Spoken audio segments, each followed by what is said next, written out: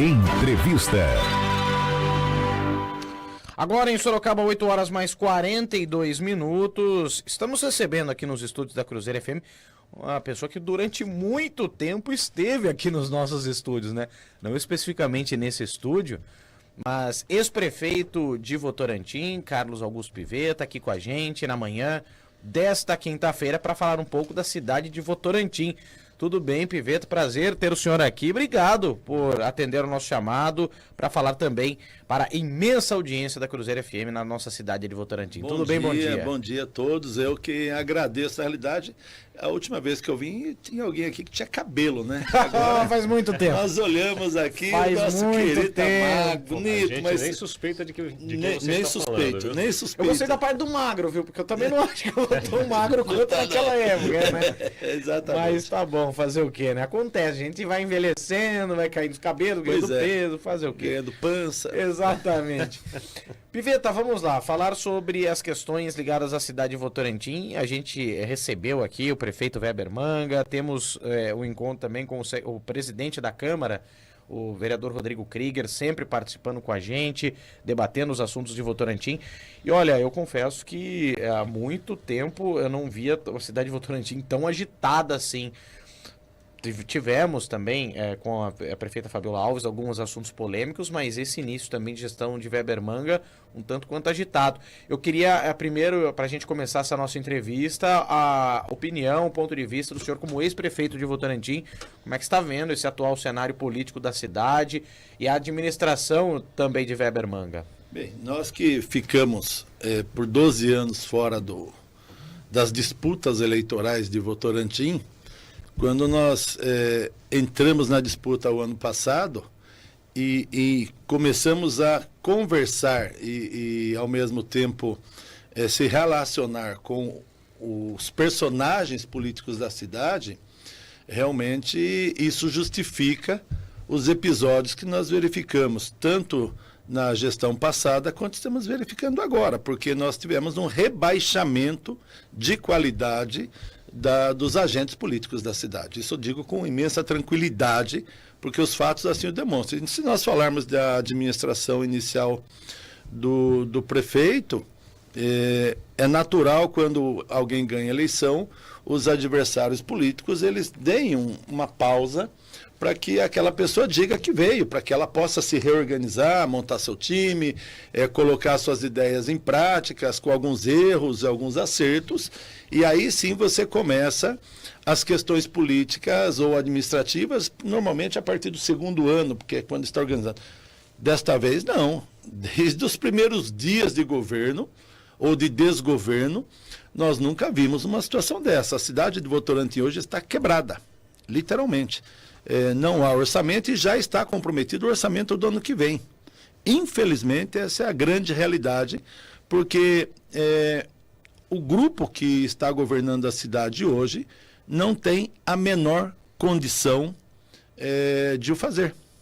E o resultado disso é que as entidades estão sem receber, as empresas sem receber, licitações dirigidas, toda a gama de situações, as que você desejar, influenciando tanto na área da saúde, da educação, na mobilidade, na gestão de pessoas, e isso nos trouxe, os agentes políticos, a ter uma interação na cidade mais forte, antes daquilo que normalmente se acontece, porque hoje nós precisamos corrigir os rumos da cidade, porque é o povo que está perdendo, a cidade está comprometida financeiramente. O senhor tem analisado algumas questões e apontado supostas ilegalidades dentro da Prefeitura de Votorantim. Quais seriam essas ilegalidades que o senhor identifica? O que a gente observa, e isso faz parte de uma denúncia que eu estou protocolizando na Câmara, é que no primeiro dia de governo já se entrou com, não foi erros ao acaso, já se entrou com uma ação deliberada no setor de licitações. Dia 10 de janeiro, já se começa a revogar licitações em andamento, importantes para a cidade, com verba orçamentária específica na área da educação e da saúde especificamente. Revogam-se essas licitações. A coisa é tão direcionada que a pessoa vai, o mandatário vai à televisão e diz assim, olha, infelizmente isso nós vamos ter que fazer emergencialmente. Você tira uma licitação em andamento e coloca de forma emergencial depois 10 vezes acima daquilo que estava previsto no orçamento. E aí o próprio Tribunal de Contas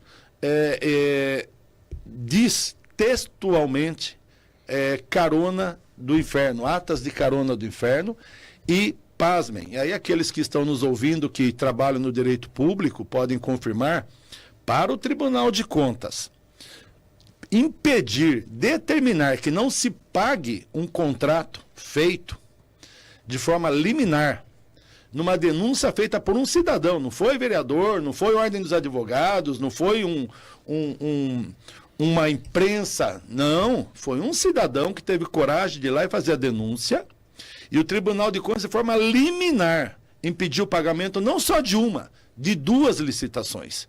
É porque saltou aos olhos que aquilo era não só imoral, ilegal, era extremamente ilegal. Aquilo não poderia estar acontecendo jamais. E é o que tem acontecido em Votorantim. Aí você tem contratos em andamento num determinado valor, as pessoas são chamadas, tiram aquelas empresas ou ONGs ou prestadores de serviço e no dia seguinte se contrata outros por 5, 6, 7 vezes acima do valor que vinha praticando. E isso fez com que todo o orçamento da cidade fosse comprometido. Nós temos hoje empresas trabalhando na cidade sem contrato prorrogado, para que no ano seguinte eles paguem os serviços prestados em forma de indenização. Isso é o que está acontecendo. Daqui a pouco nós vamos dar os nomes dessas empresas no papel. Então quer dizer que esses 3, 4 meses que essas empresas estão trabalhando hoje sem receber, no ano seguinte, elas irão receber. Então você já está comprometendo o orçamento do ano seguinte, além da ilegalidade que está se praticando agora. O exemplo do uniforme é o exemplo mais clássico disso daí. Exemplo de compra de carnes, troca de prestadores de serviços assim, de uma forma absurda. Então, esses casos todos, o que me chama a atenção, eu não esperaria coisa diferente vindo do grupo que ganhou a eleição. Mas o que me chama a atenção é a omissão daqueles que deveriam fiscalizar essas questões. E como eu disse, a ponto de um cidadão fazer a denúncia e ter o resultado que teve, levantar tudo isso daí, quando a classe política não o fez. Ex-prefeito, buscando toda essa informação que o senhor traz e as denúncias que foram feitas, me leva a 2 informações importantes. O atual prefeito, ele vem a público, e inclusive num vídeo na internet, e diz o seguinte: olha, o motivo de nós termos contingenciado algumas situações, principalmente horário de funcionamento dos serviços públicos, é a falta de dinheiro que foi deixada, que foi herdada pelo governo anterior, algo em torno de 600 milhões, alguma coisa assim. Nossa. Não, ou 60 milhões, acho que alguma coisa assim. 60 milhões. 60 milhões. E aí a ex-prefeita, ela vem a público, obviamente com direito de resposta, inclusive aqui mesmo no Jornal da Cruzeiro, e ela fala: não, olha, eu deixei um caixa positivo. Eu queria que o senhor fizesse, diante dessas denúncias que o senhor está trazendo, essas 2 informações, qual é a leitura do senhor em relação a essa situação? Porque o que parece é um jogo de empurra para lá, empurra para cá. As 2 situações não têm absolutamente nada a ver com o que nós estamos vivenciando hoje. Primeiro, quando você ganha uma eleição, você já tem o quadro do que você vai enfrentar pela frente. O problema da falta de dinheiro não está no que foi herdado, está no uso administrativo presente. Se eu tenho 800 mil em orçamento, 886 mil determinado para compra de uniformes, licitação e andamento. Não estou questionando qualidade, nada disso. Estou dizendo que está lá, estou falando financeiramente. Aí você transforma 886 mil em 7 milhões 600 alguma coisa, você tem que buscar 7 milhões de outro lugar para cobrir aquilo. Então você vai queimando verbas de outras áreas. Por exemplo, tem um serviço em Votorantim lá da Casa de Passagem, lá na Casa do Chapéu, que o pessoal chama, que trabalha com as pessoas de rua.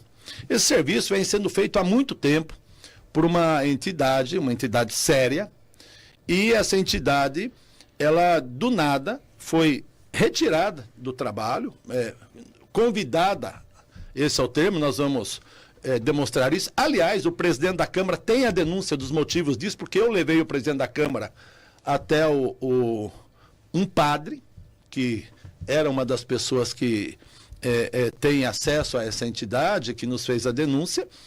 E aí entra um outro grupo ligado a uns personagens políticos bastante conhecidos, né?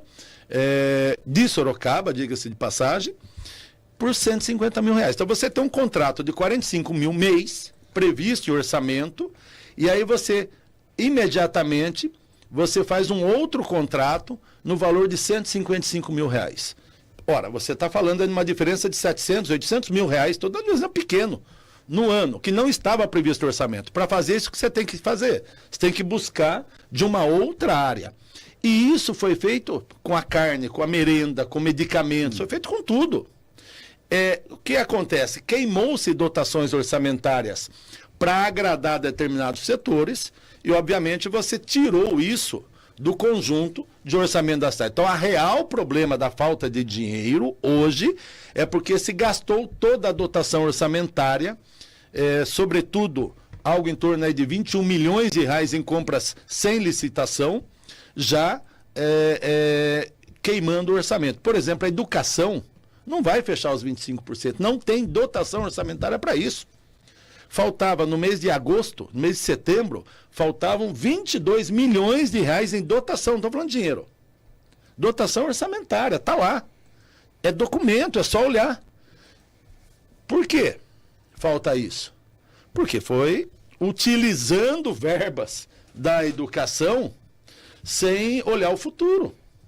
Então, tem que conseguir 22 milhões em dotação orçamentária. Quero ver como vão fazer isso. Eu estou lá observando, usando o Fundeb, usando algumas coisas, algumas alquimias que estão tentando fazer nisso daí, que nós vamos deixar acontecer para a gente fazer a denúncia. Esse é o real motivo da falta de dinheiro. Claro, que se você também você trabalha com orçamento. Se você tem queda de arrecadação, justificaria. Olha, a previsão orçamentária era de X e nós estamos arrecadando Y. Então aí você faz um contingenciamento, faz tudo. Não é esse o motivo, portanto, tá? Nenhum momento. O que a prefeita diz, ela deixou em caixa, deixou, mas também foi verba carimbada. O que acontece? Você deixa licitações feitas com verbas, por exemplo, federais. Então tá lá, Marquisa, o melhor exemplo. Quem inaugurou foi o atual prefeito, Marquisa da Praça. O término dela estava lá em caixa, o dinheiro, por quê? Porque é um dinheiro que vem do governo federal. Então, reformas de UBS, são várias licitações que estavam em andamento, já com dinheiro em caixa. Então, tem dinheiro em caixa, mas era um dinheiro carimbado para aquelas áreas. Então, os dois estão dizendo a mesma situação, mas não é a causa da falta de organização financeira. O que nós estamos vivenciando é falta de organização financeira, é falta de recursos sim, porque foram mal feitos, mal gestados, não teve gestão disso daí, né? Tanto é que não teve... Quantas trocas de secretários nós tivemos? 9 trocas de secretários. Que governo sério tem 9 trocas de secretários em 8 meses? 8 meses. Não existe isso. Por quê? Porque você não tem continuidade. Cada um que chega, olha aquele trem, tô fora. Cada um que chega, olha aquele trem, tô fora. Ou não faz à vontade. Sobretudo na área da educação. Só na área da educação foram 3. Isso por si já desperta alguma coisa. Então é preciso observar realmente o que está acontecendo para que a gente não fale, não é essa situação. E outra, aí sem fazer defesa de ex-prefeito, quem quer que seja. Mas se constitui numa séria, no mínimo, ilegalidade você deixar dívida para o governo seguinte. Hoje é proibido você aumentar a dívida. Se você recebeu com X de dívida, você pode manter aquilo no máximo. Mas não, nenhum momento foi dito, olha, tem. E mesmo a gente, quando olhava, a gente sabia as granadas que deixaram montadas que o próximo governo teria que descascar. Mas... em nenhum momento foram denunciadas essas granadas ou coisa assim. Agora que apertou, você fala do contingenciamento. Diz para mim o quanto o município está economizando ao não atender a população. Isso é gestão. Aliás, a lei de responsabilidade fiscal obriga isso. Eu estou falando muito de lei porque é uma questão legal, não é política. Quando você vai fazer um plano de contingenciamento, aqui na rádio, aqui na empresa, por que a rádio não está lá e está aqui? Por quê? Porque é mais barato a gente utilizar esses espaços. Você faz continha. Na casa da gente, a mulher faz isso. A gente faz isso. Ora, se eu não atender a população pela manhã, porque nós estamos falando em não atendimento de população. São pessoas que estão lá precisando de atendimento em horários e não conseguem ter acesso. Eu vou economizar 1 milhão disso, 3 milhões disso, 2 milhões disso, 8 milhões disso, meio ano, e apresento publicamente o meu desejo. Para mim não atender a população, eu consigo economizar isso. Onde que está esse estudo? Simplesmente aparece um mago, da noite para o dia, porque foi da noite para o dia, todo mundo foi pego de surpresa, e diz assim, olha, a partir de amanhã nós só vamos atender depois num determinado horário, a partir de meio-dia. Porque nós temos contingência. Mas qual é a economia feita? Ou vai esperar o resultado para depois dizer se economizou? Isso é amadorismo, isso não existe em gestão pública.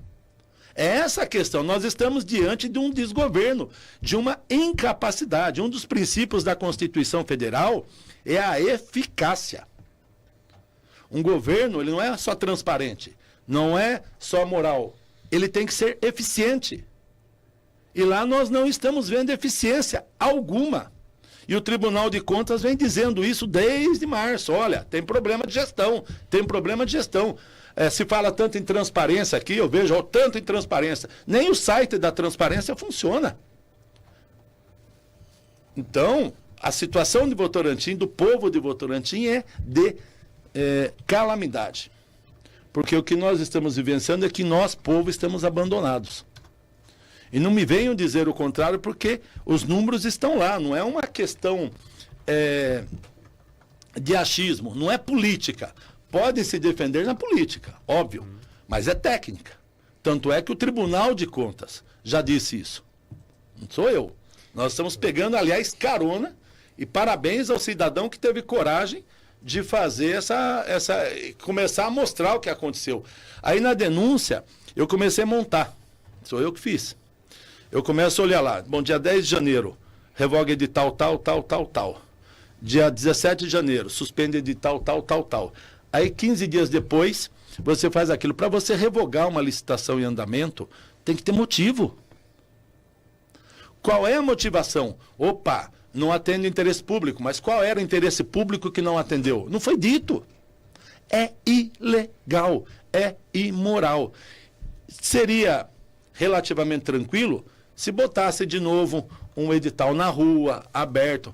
Mas você revoga para depois pegar carona numa ata lá de outro estado, comprando 10 vezes depois, e aí pega o princípio da eficácia, não é só valor não.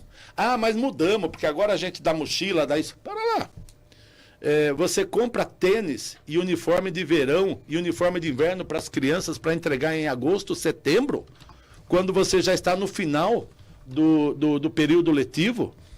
Você já está no final. Piveta, Para. A gente sabe que muitas gestões, e é quase que uma prática, e isso não é só questão de Votorantim, outras cidades também, gestões se queixam da situação orçamentária da prefeitura, culpando as anteriores. Você veio de uma gestão do Jair Cassola, que teve problemas, inclusive, lá com a Splice, que esse problema ainda continua acontecendo lá, que envolve lá o vídeo monitoramento, radares, entre outras questões, da mobilidade urbana. E também quando você foi gestor, quando você foi prefeito em Votorantim, você foi bastante criticado naquela ocasião por conta do SAI. E foi apontado, inclusive, que você privatizou o SAI e aí pelo menos 100 funcionários, isso vem passando de geração em geração, quer dizer, passou pelo Irinaldo depois de você, depois do Irinaldo para a Fabíola, depois da Fabíola para o Weber. E o Weber disse, inclusive, e o Fernando. E o Weber disse ainda aqui que muito do que restou de orçamento negativo e que eles estão organizando a casa, e as gestões falam isso, estão organizando a casa, vem justamente por conta disso, porque também a prefeitura teve que assumir aquilo que outras gestões deixaram para trás, como no teu caso, a questão do SAI. Bom, se demonstre, porque isso é discurso, tanto é que passaram 4 prefeitos por isso, e o contrato está lá, mantido, e o resultado está na cidade. É aquilo que eu disse, é você criar cortina de fumaça. No momento que você tem uma situação, você cria uma cortina de fumaça para desviar foco. Ora é culpa da prefeita anterior, ora é culpa do SAI, ora é culpa da chuva, ora é culpa do governo federal. Qual é a culpa, afinal de contas? Então, para com isso, para de criar cortina de fumaça, para de levantar situações de 20 anos atrás, ele vai ter oportunidade. Daqui a pouco vai ter a renovação da concessão, é ele que diga se renova ou não, corte a concessão, volta a serviços. Se quiser discutir 20 anos atrás, nós vamos discutir 20 anos atrás sem problema. Mas nós estamos no futuro hoje, nós estamos vivenciando isso daí. E quando você se candidata a prefeito, quando você se candidata a síndico, a qualquer cargo, você não está lá para dar justificativas, você está lá para resolver situações.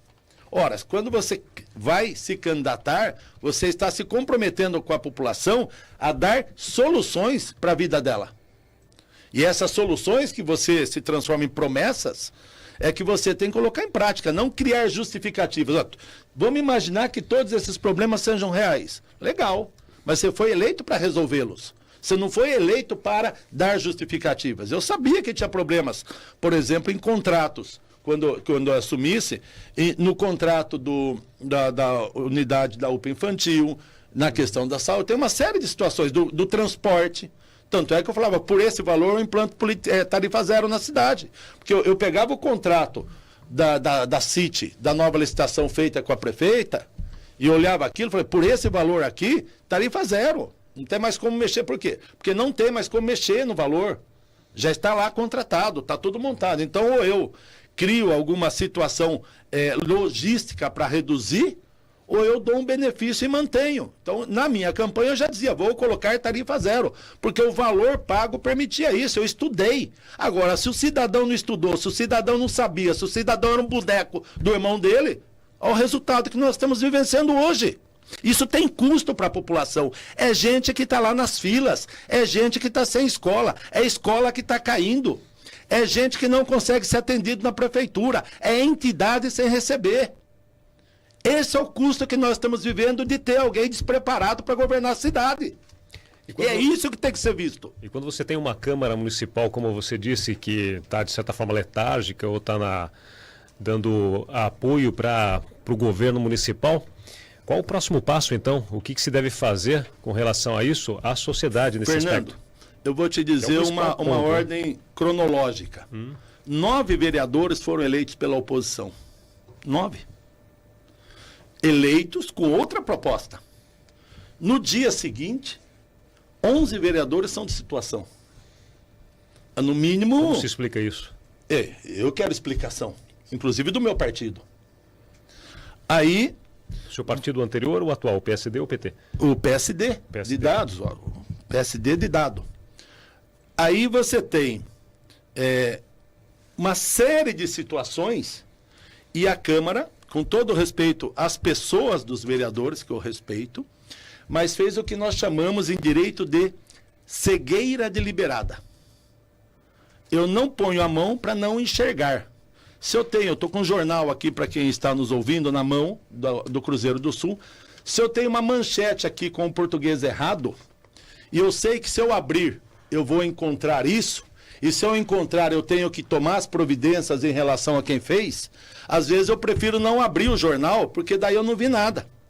E eu não preciso tomar providência nenhuma. O nome disso é cegueira deliberada. No jargão policial é olho de vidro. Eu não estou enxergando.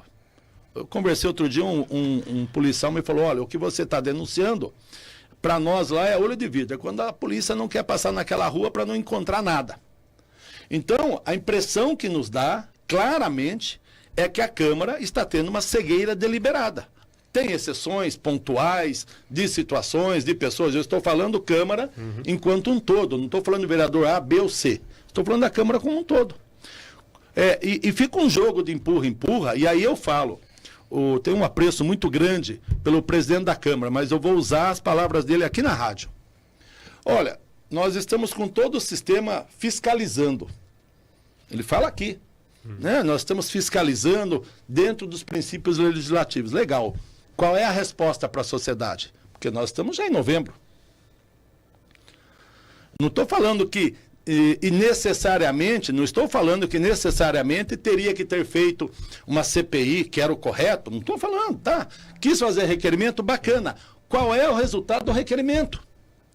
Então venha a público, vereador, e diga assim, eu não encontrei nenhum problema. Pronto. E falo aqui no ar, se o vereador do meu partido, presidente da Câmara, falar, olha, eu já investiguei, fiz isso, e tudo isso que está sendo falado é balela. Não tem problema nenhum, esse governo, legalmente, moralmente, é o melhor governo que a cidade já teve. Esse governo é bom, ele funciona. Venha a público e fale isso. Acabou. Agora, os vereadores ficam. Vamos fazer CPI? Precisa de 4 assinaturas. Mas ninguém pergunta se assina. Por que não aceitou o abaixo-assinado? Porque precisa de 4 assinaturas. Legal. Mas isso é o posicionamento pessoal. Não, isso é uma questão de formalidade. Ah, mas eu não assino aquele outro porque é o vereador tal que falou. Aí fica um jogo de empurra, mas ninguém põe a mão naquilo que é essencial. Ou diz claramente que a população também tem o direito de saber. Câmara, vocês fiscalizaram tudo isso que foi dito? Foi fiscalizado. Não encontramos irregularidade. Pronto. É isso que se espera. Esse é o papel da imprensa também. Né? Você fala do crime organizado hoje, ipsis literis eu concordo, mas tem um detalhe. Às vezes a imprensa está também fazendo cegueira deliberada porque o crime organizado ele começa a entrar nas entranhas da política e às vezes a gente faz baba-ovo com políticos que estão alimentando isso. É preciso tomar cuidado. Hoje eu estou muito tranquilo, porque eu estou sem militar na política, a exceção dessa última eleição que eu resolvi me colocar, e estou com um olhar muito crítico em relação à política e em relação às instituições. Por isso que eu estou, assim, até um pouco mais firme no que a gente fala, porque a gente sabe como funcionam e o nível que as coisas caminharam. Então é preciso sim que todos nós façamos nossa parte. Eu, individualmente, não estou com grupo, não estou com nada. Eu olhei tudo isso, as pessoas têm cobrado de mim, por quê? Porque quem deveria fiscalizar não está fiscalizando, aí as pessoas chegam e escutam, Piveta, olha o que está acontecendo. Vereador, olha o que está acontecendo. Aí você vai até o vereador, leva os problemas, não tem resposta. Simplesmente não tem resposta. Aí eles falam, investigue você, tá bom, então vou fazer. Ex-prefeito, o senhor fala dessa questão da comunicação, de vir a público, de se dizer o que está acontecendo e tal. Como é que a população, que muitas vezes nós tivemos um cidadão que fez uma denúncia, nós temos o senhor que é crítico e a gente percebe isso já do período eleitoral ou de outros períodos, o senhor é crítico em relação a essa situação toda. Nós temos uma população que sofre com o fechamento de uma UPA infantil, agora nós temos a informação de que a UPA Central de Votorantim terá uma nova gestão a partir da próxima segunda-feira, dia 3. Como é que a população participa de tudo isso? E aí entra muito essa questão toda que o senhor está falando. O olho de vidro, eu estou vendo, mas eu não enxergo, ou eu não quero enxergar, enfim. Mas a população também tem uma responsabilidade. Como é que ela participa desse processo todo? Eu vou te falar, eu encomendei uma pesquisa, nós fizemos a denúncia, teve um embate de defesa, é óbvio, eu me retirei desse embate e fui fazer o meu trabalho, que é o trabalho jurídico. E quis saber exatamente isso. Aí conversamos com alguns amigos e fizemos uma pesquisa. Eu tenho essa pesquisa, um outro órgão de imprensa teve acesso à parte dela para justamente saber. 70% da população, isso que me incomoda, está fora desse contexto. Ele sofre. Por quê? Porque ele já perdeu a esperança na classe política. Simplesmente perdeu a esperança. Não adianta. Eu vou lá reclamar, não adianta, eu vou falar, não adianta, não tenho porta-voz. Os porta-vozes não me representam. Nem eu represento. Estou preocupado com isso, não. Estou dizendo porque é a desesperança nas instituições. O cidadão precisa levar o filho dele no médico, não é atendido, ele não sabe a quem recorrer mais. Fica esperando vaga cross, então nem se fale. A qualidade da educação. Ele compra um uniforme, ele se mata para comprar um tênis, ele se mata para comprar um uniforme, ele se mata para comprar uma mochilinha para o filho dele, para lá no final do ano chegar de presente e depois em janeiro, fevereiro chegar de novo. Ele fala, eu sou tonto agora, se eu soubesse disso não comprava, como é que é isso tudo? Né? A população se sente perdida, hoje tem ônibus, amanhã não tem ônibus, hoje tem a linha A, amanhã tem a linha B, não há essa comunicação. os serviços mínimos estão atrasados. Então a população está sem esperança. A verdade é essa. Não só em Votorantim, na classe política como um todo. O que a gente observa hoje é que as instituições não nos representam mais. E quando você não tem instituição representando, o que sobra? A barbárie. E quem está na barbárie hoje? O crime organizado e o poder econômico. E quando você junta crime organizado e poder econômico junto, aí é que a coisa cria um estado paralelo. Então, nós precisamos fazer, por isso que eu falei da responsabilidade. A classe política tem responsabilidade sobre isso, concordo plenamente. E começa numa Câmara Municipal. Quando a Câmara Municipal fala, olha, eu vou fazer o meu papel, a população começa a ter esperança, né? Quando as respostas não são cortina de fumaça, porque se você tem problema financeiro, você tem que jogar limpo com a população e não atribuir culpas. Você entra num governo no primeiro dia sabendo que você está com problemas sérios, você vai ter que chamar a população e dizer, gente, nós temos que fazer um pacto. O Roosevelt dizia, eu uso muito essa frase, que o presidente ou o prefeito é o condutor moral de uma cidade, é a bússola moral da cidade. Se ela chama a cidade e diz, gente, a situação aqui é essa. Nós não temos dinheiro para isso, e vamos, de forma transparente, fazer, mas não. É muito pelo contrário, gasta-se um absurdo de formas não republicanas, e aí vem dizer depois, é o A, é o B, é o C, personalizar culpas. Me poupa, é muita incompetência. Queria agradecer a participação do ex-prefeito de Votorantim, Carlos Augusto Pivetta, participando, dando depoimento firme, fazendo essa análise sobre a atual situação da Prefeitura de Votorantim, da gestão de Weber Mangue e todo esse contexto do cenário político de Votorantim, principalmente a questão orçamentária da cidade. Pivetta, agradecer a sua participação, obrigado por atender o chamado da Cruzeiro FM, por falar da nossa vizinha cidade de Votorantim, para a imensa audiência também de Votorantim. Obrigado, viu? Eu que agradeço a todos vocês, o carinho que a gente tem, mas não tenham dúvida que essa firmeza é justamente de alguém que não está convivendo no meio político, mas que entende como funciona o meio político e os personagens do meio político que estão fazendo. Entendeu? Nós poderíamos falar aqui de funcionário fantasma, nós poderíamos falar aqui da denúncia do Crespo, que a gente já levantou a pessoa ou as pessoas em Votorantim que não têm diploma universitário, todas elas realmente ligadas a denominações religiosas.